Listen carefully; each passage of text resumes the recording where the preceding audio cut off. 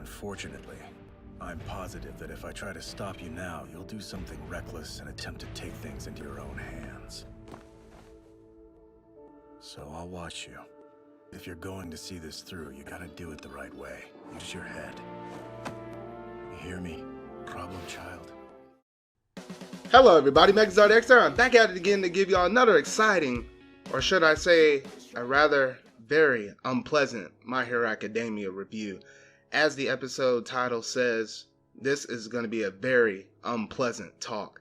And if you hadn't already watched last week's episode review, you can go ahead and click that card in the corner and check that video out, because that episode before this one has some very crucial, important facts about it that you needed to know going into this episode. And I will have to say, this episode as a whole definitely sent chills up and down my spine. Like, I was just completely restless. I just couldn't even sit down and watch this episode in a very calm manner, because I was always stressed out. My attention was heightened. I was just thinking about all the different scenarios and stuff that was going on in the background with this new gang that's popping up with Chiha Sakai, and all these different things that was happening with Airy and stuff. I just could not manage to wrap my mind around it and just be able to sit down at ease, because it just made me want to jump up and do something, just throw myself up into the episode, because man, all this stuff that I have to talk about you within this review is going to be very unpleasant. So y'all just going to have to sit down and bear with me, because this episode had a crap ton to go through, and I honestly felt like I was actually in this episode myself, actually taking down notes from all the stuff that was going down in this meeting with all the new information that was played out. Information that was old that we might have known, along with some new progression with other stuff though. But there's just quite a bit to talk over. So without any further ado, let's go ahead and dive straight up into this My Hero Academia review. あの日守ると決めた約束はこの胸に精一杯この涙かき分けて君に全てをあげるからお願いどうか消えないでくれあの日守ると決めた約束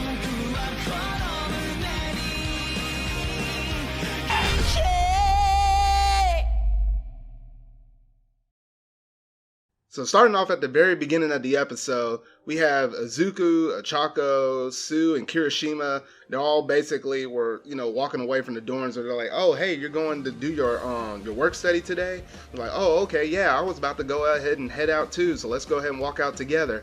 And then, oddly enough, they kept heading in the same direction, and they were like, "Oh, I thought you usually go, this way to go to your work study," but like Kirishima said, you know what? Actually, they actually switched up the location for me today, and we're actually supposed to go ahead and head over here this way. So they're like, "Oh, okay, let's go ahead and continue to walk together." But then Izuku started running this stuff in his mind, like, wait, how in the world are we, heading down the same street? We're making every single right turn, or left turn, or, down this block, down 2 blocks, and then make another left. How in the world are we all heading in the same exact way?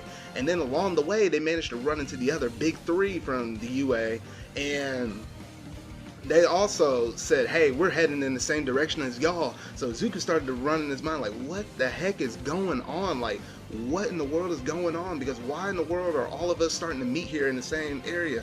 Like, we're all trying to get on the same buses or the trains and everything else. It's like, what in the world is going on? And then by the time they finally get to the meetup place, Izuku and the rest of their gang managed to walk in there, and they see a whole bunch of different heroes. We saw different heroes such as Gran Torino, Mr. Ozawa, the Dragon Hero, as well as Fat Gum. All of these different heroes, both, big heroes and minor heroes alike, all gathered around and underneath the same roof. So this definitely threw Izuku underneath a huge shock, like, what in the world is going on? And it was none other than Sir Night-Eye that basically called together everybody, and we kind of got, a feel of that this was basically coming due to some past, due to a couple of episodes ago, how Sir Night-Eye basically wanted to do an investigation that involved different other corporations in terms of, different hero companies. And, now we actually get to see this meeting that Sonata is basically holding. So we start off the meeting and we immediately start getting down to the meat and potatoes of why they're here and the group that they're essentially talking about. And one of the very first thing that was on the agenda was they were talking about these Reservoir Dogs, which was basically the gang that was associated within the last episode that was the Kirishima focused episode. And they were talking about how this new drug basically popped out that essentially took away one of the big three's quirks temporarily, and that was like the first thing that they had on the agenda. And they talked about the confrontation that Sonatai's agency had in terms of conducting their research and other background checks on this Shieya Hazakai group, and that substance that the bullet that was shot at Tamaki as well as Kirishima, they thankfully were able to analyze that, thanks to Fat Gum's, background in terms of, messing with drugs that have been basically on the black market, either from here in Japan as well as the US. He had pretty good experience about all of this, so he definitely had some very insightful knowledge in terms of this meeting. So it was thanks to Kirishima's hardening quirk that basically, kept him unaffected from the drug, and they were basically able to take off like the little bits of remains off of his body, and were able to analyze it. And they quickly found out that that fluid stuff that was basically in that bullet was basically made out of human blood and cells. And it was at that moment where just a bad shiver, just a bad chill that was just running up and down Togata as well as Izuku's bodies, because they were like, whoa, this is some weird freaky mess we're starting to mess with now. And they were basically coming down to the conclusion that whoever shot this, it was basically related with a person who had a quirk to destroy quirks. So that in itself sounds, extremely dangerous. And we saw that from the previous episode of how, Fat Gun was thinking about it and said, you know what, if someone's able to manage to come up with a substance like this and is able to basically distribute this stuff out to all different types of villains, we could have a huge issue and a huge epidemic, breakout in terms of, a huge threat to society. And there has been many different gang related incidents breaking out that are slowly managing to connect the dots and basically to the core of what the whole issue and what it could be related with. And it's been somewhat loosely kind of connected to, but it's always been traced back to the Shieya Hazakai group. So one of the people were trying to, one of the dudes that were one of the heroes there, he was basically saying, hey, you're making like sort of kind of like all these different assumptions, but with us being heroes, we have to, have hardcore, street, hardcore evidence in order for us to pin this on somebody, so that way we can actually take action on this. Because if you think about within today's society, you can't just have a police just say, oh, you know what, I'm going to assume or speculate this person's doing drugs or something like that. So because I think you're doing it, I'm going to go ahead and arrest you and throw you up in jail. So we're going to ask questions later. No, they can't do that. So the heroes, all these heroes, they had strict guidelines to follow. So one of the dudes was like, hey, you know what, we got to come to this meeting with some hardcore evidence, so that way we can actually move further along. And it was at this point that Sonata basically dropped a huge bombshell on everybody. And he basically said Shisakai, who is the young head of the Hasakai, whose quirk is Overhaul, he can disassemble things and then reassemble things. A quirk that allows him to completely break down matter, and a bullet that can break down quirks. Now, that in itself is insane. A person that has a quirk that basically break down all matter. This explains why Overhaul, when he had that first confrontation with the League of Villains, and he managed to make contact with that one person and get a little like mark on his arm, basically that's why the whole entire upper body of him just exploded, because he's able to control the matter. And all things in life are made out of matter, so he could basically interpret or kind of mess around with anybody's person's body. It could be any kind of substance, anything that we can basically touch in this world, from the trees to the grass to the rocks or to other buildings and stuff like that. He can basically manipulate that, because everything in this world is made out of matter. So that is an extremely dangerous quirk in itself. And to think that somebody actually has a quirk like this is some weird, crazy, some freaky stuff. And at this moment, whenever this was being break down by Sonata, you can just see the fear struck in their eyes of Izuku and Togata, because they were the ones that basically, I think out of everybody that was here in this meeting, was the only ones that got that, close up confrontation with Overhaul like that. And it was just purely insane to think about it like that. And no wonder that you just see all of this fear kind of emanating off of Izuku and Togata like that, because it was just too much for them to bear.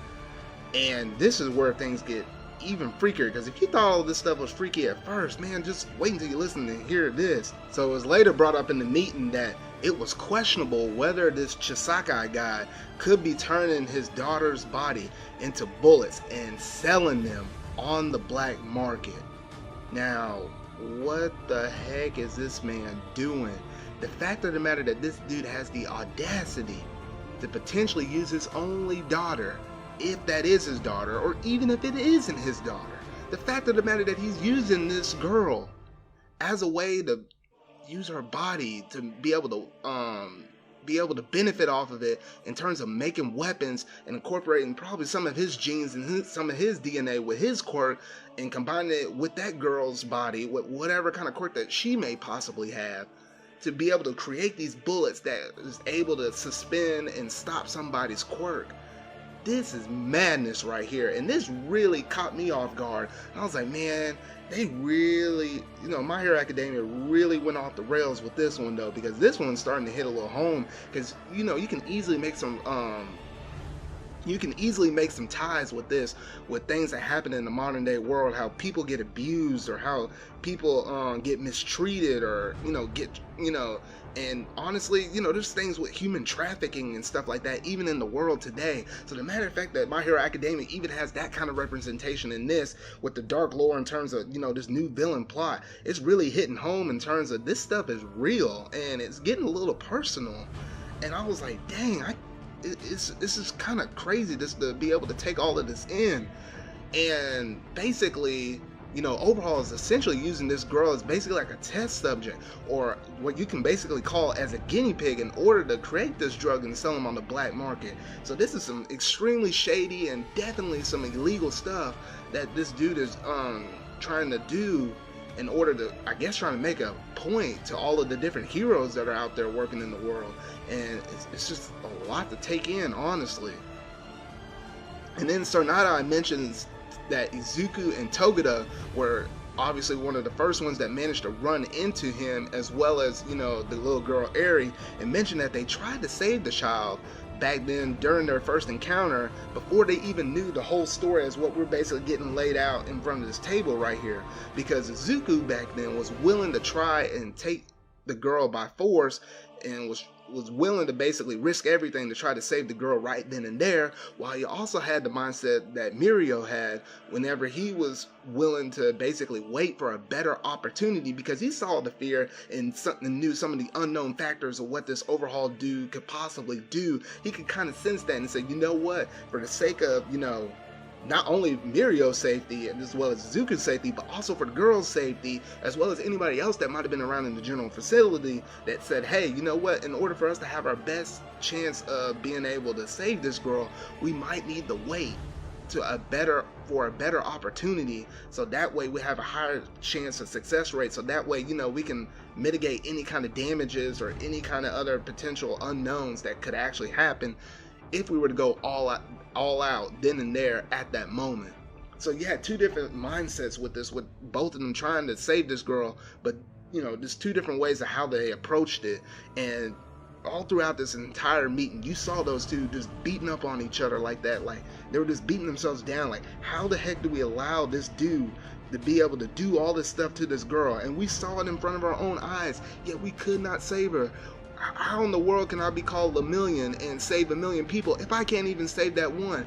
And then Izuku over here thinking, man, how in the world can I call myself a hero when somebody was right there in front of me, and I could have reached out and grabbed that person's hand, grabbed that girl's hand, and basically take her out of that bad situation? Like, how in the world can I call myself a hero if I can't do something simple as that? And they were just going on and beating themselves up about it. And so one of the heroes actually mentioned that since Overhaul saw Airy make contact with, with these two heroes, it seemed highly likely that Overhaul may not, make the same mistake in allowing the girl to basically try to escape again. So he basically was going to try to keep her underneath her sight. So basically, if she broke out of the facility that they basically had like as a little underground unit, maybe they're going to try to relocate her to a different one or something like that. And essentially, you never know, what kind of precautions that Overhaul could basically do in order to kind of keep his plans, in motion and basically undetected. So to make sure that they didn't blow their element of surprise to rescue Airy, Sir Night-Eye managed to create a thorough list of groups that were associated with the Hasakai group. Because that's the one thing that you want to do whenever you're trying to create a sneak attack in order to, try to put a halt to all of this, bad stuff that Overhaul is doing. They need to have the element of surprise on their hand. And if they basically show their card a little too early, then at that point, then you're really going to have this Hasakai group really try to stay even more so in the shadows then. And it's going to be even harder for them to basically catch them in the act and be able to save this girl. So you have to factor in all these things of risk and rewards throughout this whole entire scenario that Sir Night-Eye is basically trying to break down to all of these different heroes. And then Eraserhead, during this meeting, actually comes up with an idea for Sir Night-Eye to basically use his quirk on one of the different heroes that are here in this at this meeting, so that way they can be able to plan accordingly for their best chance of success. However, Sir Night-Eye basically denies him from doing this based upon all of the background story and events that basically happened between Sir Night-Eye and All Might, and we saw that back a couple or a few episodes ago about how how it literally just wrecked that relationship between those two because of the fact that he used that quirk. And even though All Might told him, hey, do not use your quirk on me, because your quirk, your oversight quirk, you had a highly chance of success of being able to see what future events can basically play out. And for the most part, his oversight quirk has been almost right all the time. And basically, you just saw Sir Night-Eye kind of beating himself up about it and saying, you know what, I am not going to put myself through that scenario again. And he basically sort of kind of gave some excuses of why in the world, like, he didn't want to use his quirk, and basically trying to use it at the most critical time where it will give them the best chance of success. But overall, he was just trying to beat around the bush and just trying to completely avoid it as a whole. So roughly around this point, the meeting was essentially over with Sir Night-Eye along with all of the other major and minor heroes. So after the meeting was over, the UA students basically gathered around the table, and they were basically kind of talking and just, talking about all the different things that were basically discussed during that meeting. And then Eraserhead started to approach them, and he talks about how he still didn't fully trust Izuku due to, some of the past events that basically happened. And he also cares about the other students, and he cared about them so much that he also considered suspending their work studies since it started to evolve the League of Villains. And as we saw within the previous seasons with season 3, 2, and even 1, of how every single time the League of Villains get associated, somebody gets kidnapped, somebody gets hurt.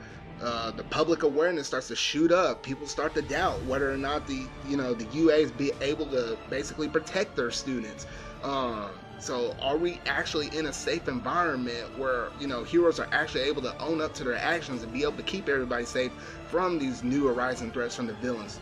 Once we started considering all these factors in, of course, Mr. Aizawa was going to get concerned about his students.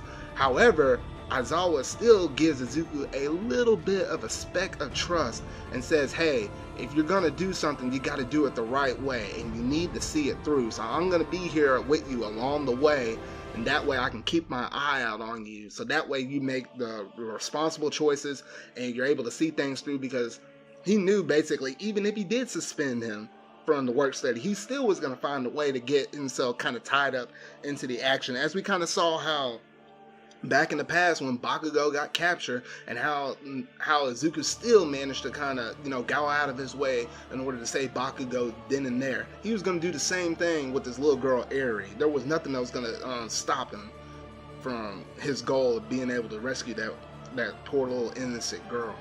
So, and also at the same exact time, Mirio was still beating himself up, but thankfully he managed to get encouraged by, some of his other fellow friends such as Nejire and Tamaki, because he was still beating himself up. And usually you always saw Mirio with a strong, sense of positivity, and he always had a smile, kind of similar in nature to All Might as well. And the fact of the matter that he was so down in the dumps, and you saw this dude frowning and hesitant and just frustrated and angry at himself, just fist clenching, eyes started running with, water and crying and stuff. It was just completely out of his character though, but thankfully near the very end, he started to, get a grasp of himself and, able to motivate himself once again.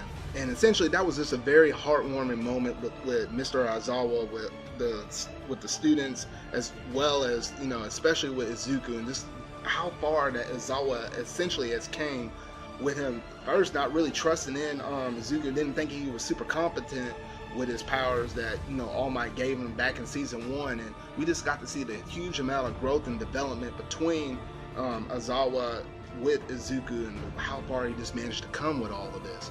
And then we also see one little scene at the very end where Gran Torino was basically talking to Tsunade, and he basically sent Izuku to Tsunade's agency to be able to help him mend his relationship with All Might. So it was just a nice little thing to also note on that. And we're basically at this point starting to get like a close of what could be considered as like a little mini arc, because all the past 3 to 4 episodes basically tied in very well and very nicely, and it was just kind of good to be able to see all these loose ends start to tie up and be able to complete their little story arcs. And that was basically it for the episode. But however, in those last final moments after the end song credits, we saw a final moment where Airy was basically in her room by herself, and she was, or we say that she was in her room, but essentially you might as well call that a prison, because, she wasn't going anywhere anytime soon.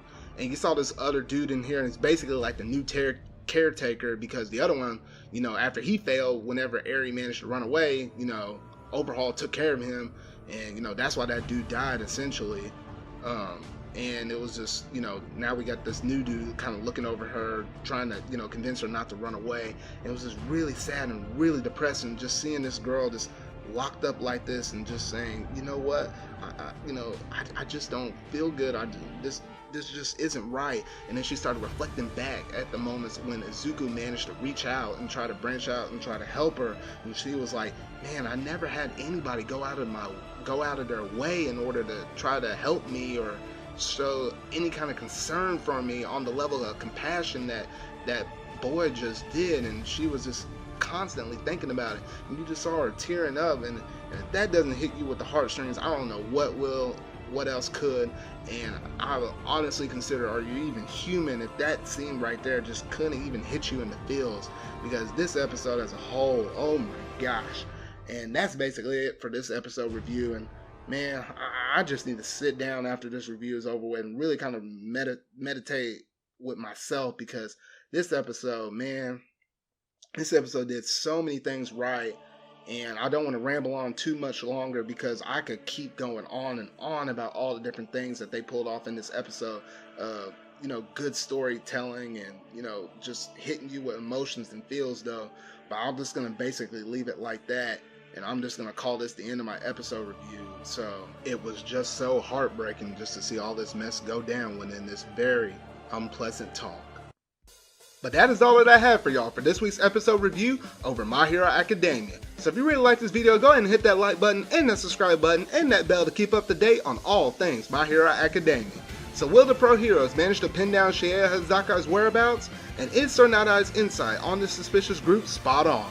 And will Midoriya, along with Mirio, manage to redeem themselves from their first failed attempt at rescuing Airy? We'll have to find out about this and more in next week's episode review called Go. So remember y'all, until whatever video I make next, go beyond. Plus Ultra!